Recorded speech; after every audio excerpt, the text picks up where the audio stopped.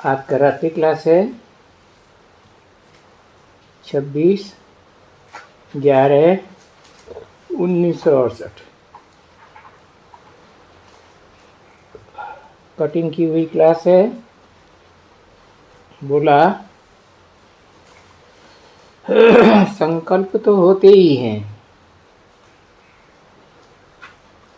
उसका कभी कोई विचार नहीं करते।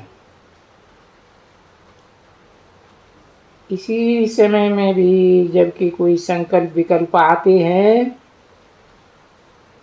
तो प्रश्न उठाते हैं, भाई ये संकल्प विकल्प तो ज्ञान काल में नहीं होने चाहिए। तो बेहद का बाप समझाते हैं, ज्ञान काल में ये लड़ाई है। अभी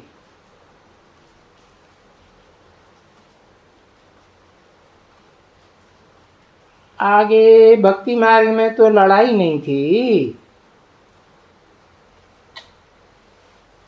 और इन विकल्पों का संकल्पों का ख्याल भी नहीं किया जाता था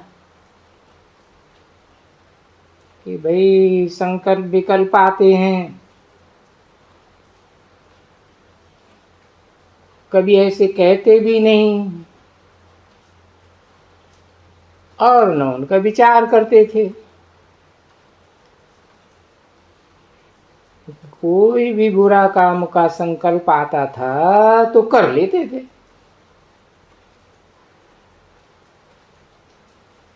कर्मेंद्रियों के ऊपर जागता नहीं था।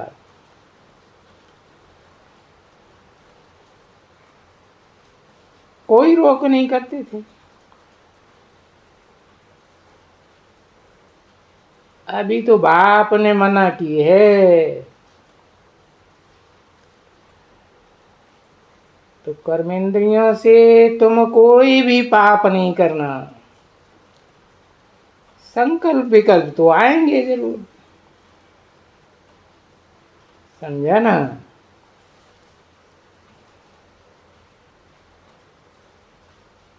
आगे आते थे तो भक्ति मार्ग में तो भी विकर्म कर लेते थे ना।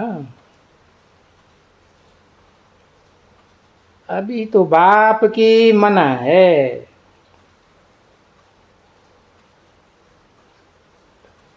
कर्मेंद्रियों से कर्मणा में आने की।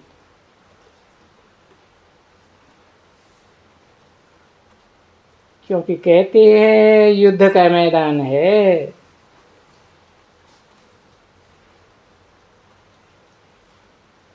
तो इसीलिए न चाहते हुए भी ये विकल्प आएंगे जरूर,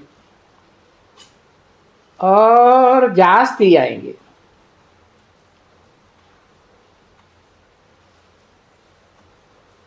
क्या आखिरी जन्म है ना, सारा हिसाब किताब अनेक जन्मों का पूरा होना है।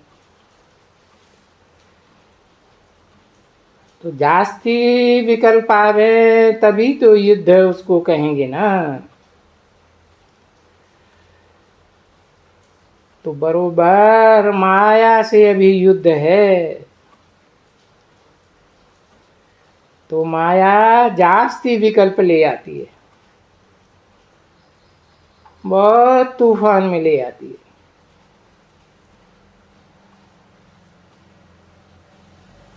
माया पक्का करती है कि इनसे विकर्म करावे, और ये जल्दी कर्मातीत न बने।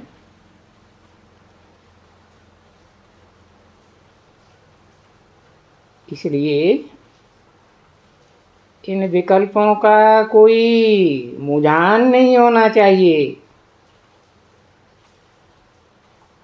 मूल बात है कि विकर्म कर्मेंद्रियों से नहीं करना है। तो ये तो पक्का है कि आगे से इस जन्म में तूफान जास्ती आते हैं, और तूफान भी तूफान ही तभी कहते हैं। आगे तूफान नहीं कहते थे कभी, अभी तूफान कहे जाते हैं। क्योंकि बाबा ने समझाया ना बच्चों को कि बच्चे, ये जो बीमारी है वो और ही खुलेगी, और ये विकारों की बीमारी जास्ती होगी।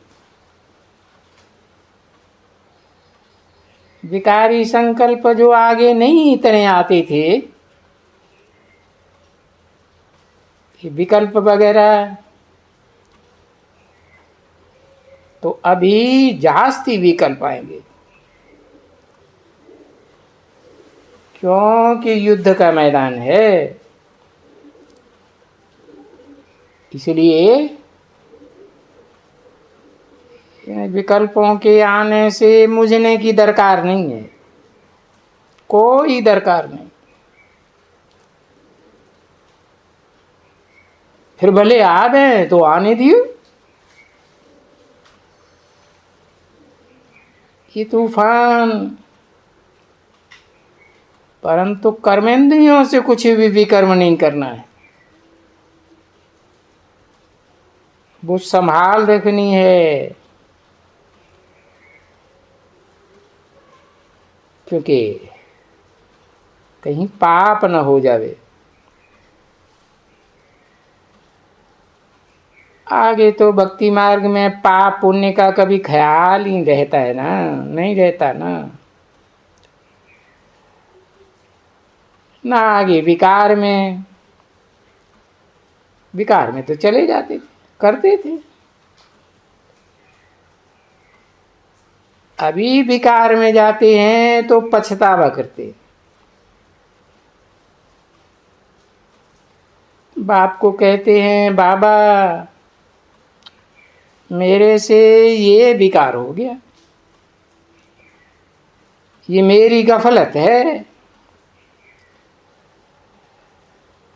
आगे कभी भी कोई ऐसे भक्ति मार्ग में नहीं कहते हैं कि भाई कोई हमारी गफलत है,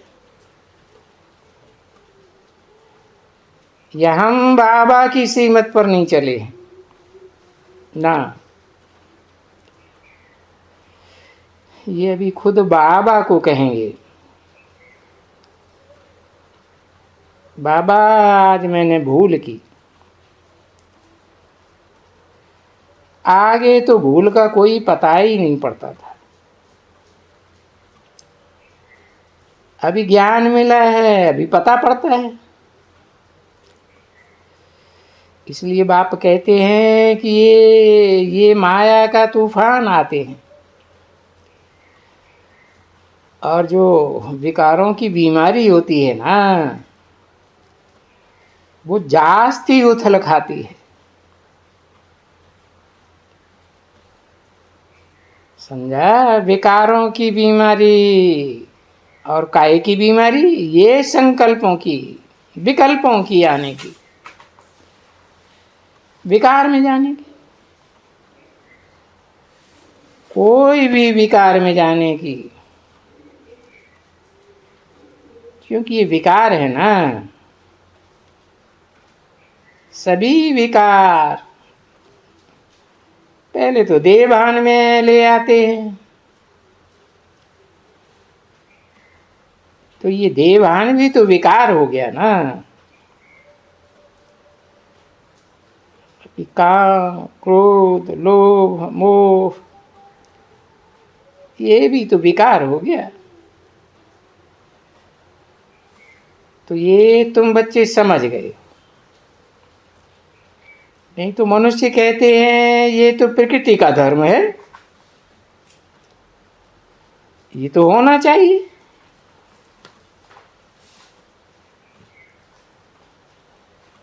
अब ये तो होना ही है। तो बेहद का बाप कहते हैं, हाँ पहले होता था। कहेंगे प्रकृति का धर्म होता था, अपरा प्रकृति का धर्म कहेंगे। तो नीची कोटि की प्रकृति है ना। अब जो होना है वो तो बंद करना है। ऐसा नहीं होना चाहिए। आगे तो विकार में जाते थे तो कोई मना नहीं होती थी ना बच्चे। अभी मना होती है कि नहीं जाओ।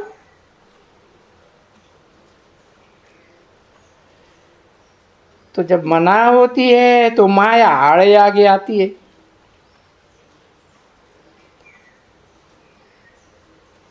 क्योंकि बाप समझाते हैं ये युद्ध का मैदान है,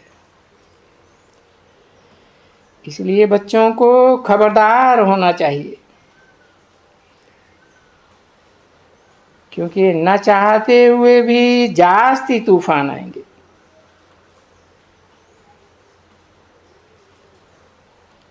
अभी कर्मेंद्रियों को नहीं रोक सकते हैं कोई भी। कर्मेंद्रियां बड़ी प्रबल हैं, उनका रोकना मुश्किल है, बहुत मुश्किल। जैसे बाबा कहते हैं ना, बच्चे बाबा के पास आते हैं, आके शिव बाबा को बाकी पहनते हैं। तो बाबा कहते हैं ये हुई ऊंचे से ऊंची भाकी।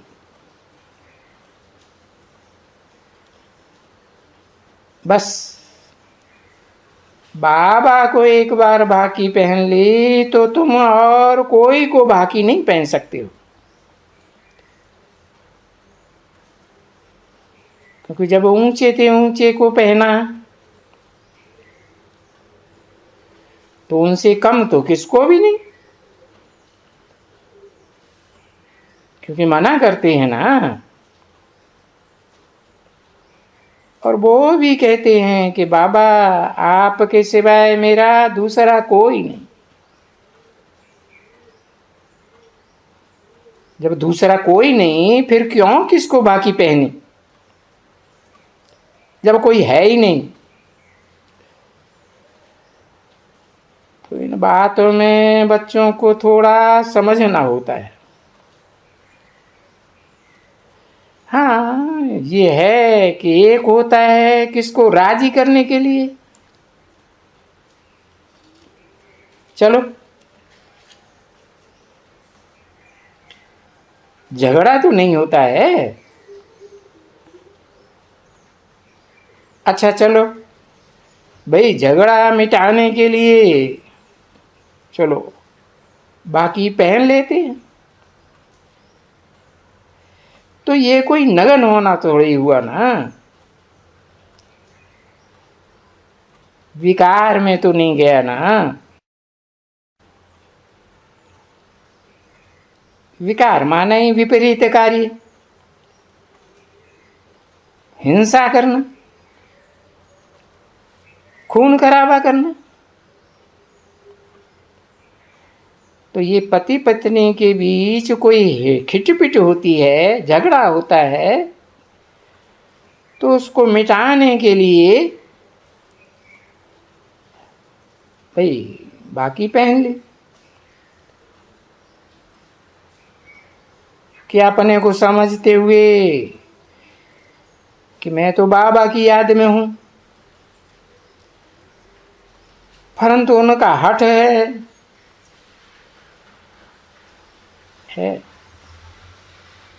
जो जीवन साथी का हठ है वो तो ऐसे ही समझते हैं ना कि हम जीवन साथी हैं। तो इनका हठ पूरा करने के लिए, क्योंकि इनकी हठ पूरा नहीं करते हैं तो झगड़ा मचता है। तो उनकी हठ को मिटाने के लिए वो कुछ बाकी आदि पहनना भी किया जाता है। और ये सब साक्षी होकर के किया जाता है। तो ये युक्तियां तुम बच्चों को अभी बाप ने समझाई और समझाई जाती हैं। आगे तो कोई युक्ति नहीं थी, क्योंकि पहले तो युद्ध के मैदान में नहीं थे, और ये युद्ध के मैदान में तो अभी हो तो बाप खबरदार करते रहते, और सो हर बात में खबरदार करते। और यहां तक भी कि बाप की भी बेकायदे है वास्तव में, परंतु वो अवस्था भी अभी नहीं पहुंची है। और झगड़ा भी आगे चल के मिट जाएगा। और जहां आपस में झगड़ा नहीं है तहां तो भाई भाई होकर के रहना तो बेहतर ही है। 26/11/1968 की रात्रि क्लास का दूसरा पेज, तीसरी लाइन। तो भाई भाई होकर के रहना बेहतर है कि हम भाई भाई हैं, बाप से वर्षा ले रहे, शांति और सुख का वर्षा ले रहे, बस उसी मौज में रहना चाहिए। क्योंकि एक्सपेक्ट करते हैं ना बच्ची, भक्ति के फल का एक्सपेक्ट करते हैं। क्योंकि जितना हम अच्छा पुरुषार्थ करेंगे, हम जानते हैं कि भविष्य में आधा कल्प के लिए इनका हमको फल मिलना है। इस युद्ध का फल मिलेगा ना।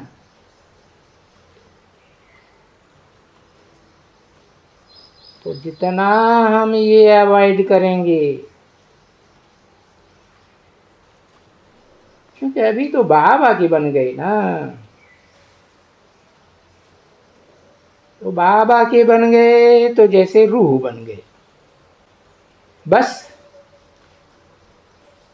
फिर तो जिस्मानी कोई भी हलचल में नहीं आना, कुछ भी गड़बड़ न करें, नहीं तो कोई न कोई वक्त में कशिश हो ही जाती है। तो अगर खबरदार रहेंगे तो उसमें कोई भी झंझट नहीं उठता है, तो खबरदार रहना चाहिए। परंतु इस समय में ये हो नहीं सकता है, क्योंकि अगर ऐसे होवे कोई की भी अवस्था तो कहेंगे वो तो कर्मातीत अवस्था हो गई। फिर वो कर्मातीत अवस्था वाला तो यहाँ इस दुनिया में, पुरानी दुनिया में रह ही नहीं सकता है। तो कुछ न कुछ ये क्रिमिनल आंखें कुछ न कुछ करती ही रहेंगी। कोई की थोड़ी करेंगी, कोई की बहुत करेंगी। इसलिए वो हनुमान की बात सुनाई ना, कोई भी कितना भी तूफान आवे, किसका भी, ये 5 विकार रावण के है, विकार रूपी बातों के तूफान है। तो ये तो बोलते हैं कि नहीं, मेरे पास कोई भी आ नहीं सकते, क्योंकि वो तो पिछाड़ी थी ना एकदम, तब की ही ये बात है। क्योंकि लंका को आग भी लग रही थी, और विनाश भी हो रहा था।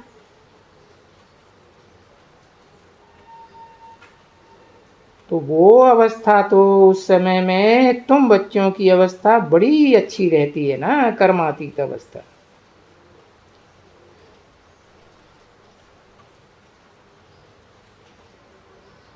जब ये विकारों की दुनिया के भंबोर को आग लगती है,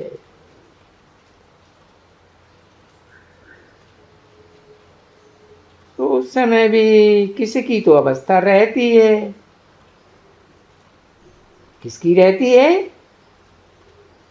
कहेंगे भाई महावीरों की। हनुमान को महावीर भी कहा जाता है ना। तो है ये अवस्था की बात, ये पढ़ाई का वर्णन है। उन्होंने ये सब हनुमान, महावीर और क्या क्या बैठ करके बातें बनाई हैं शास्त्रों में।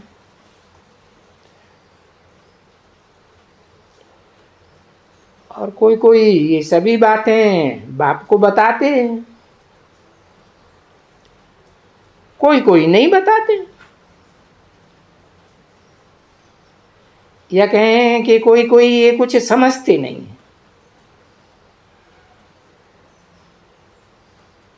कि पोता मेल क्यों देना चाहिए। तभी बाबा कहते हैं कि चार्ट रखेंगे और वो चार्ट बाप को दिखलाएंगे और ये पूछेंगे तो फिर तुम समझा सकेंगे और तुम समझ सकते हो। भाई जरा इनको क्या कहें, माया बुद्धि को तोड़ देती है ना बच्चे। तो जो बुद्धि को टूटा वो तो चार्ट में नहीं लिखते हैं, नहीं तो लिखेंगे ना कि मैं याद करता था। तो चार्ट भी बड़ी समझ से लिखना होता है कि बिलबट बाबा को हमने बिल्कुल क्लियर याद किया।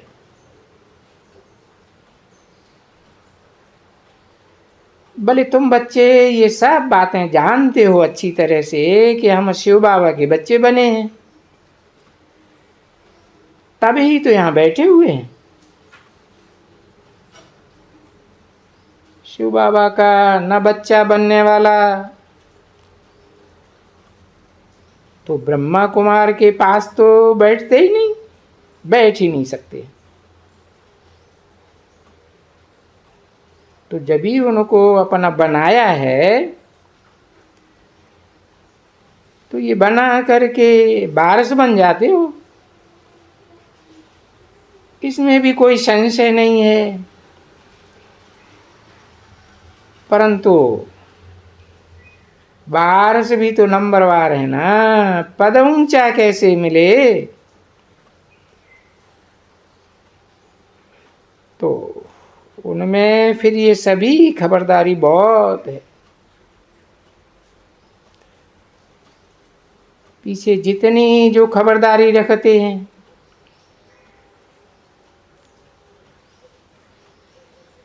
एक तो ये खबरदारी और दूसरी फिर सर्विस की भी खबरदारी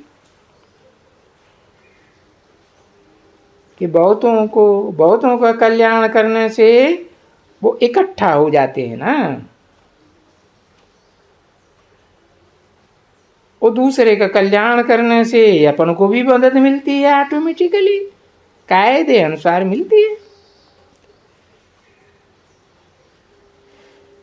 तो है चार्ट अपना रात को पोता मेल निकालना, क्योंकि बाबा तो व्यापारी होके रहे हैं, रहे ना बच्चे। तो बाबा ने तो सबको देखा है। 12 महीने का भी हिसाब किताब रखते हैं। 2 बरस का भी पोता मिल निकालते हैं, नफे और नुकसान का, फायदा है का और घाटे का।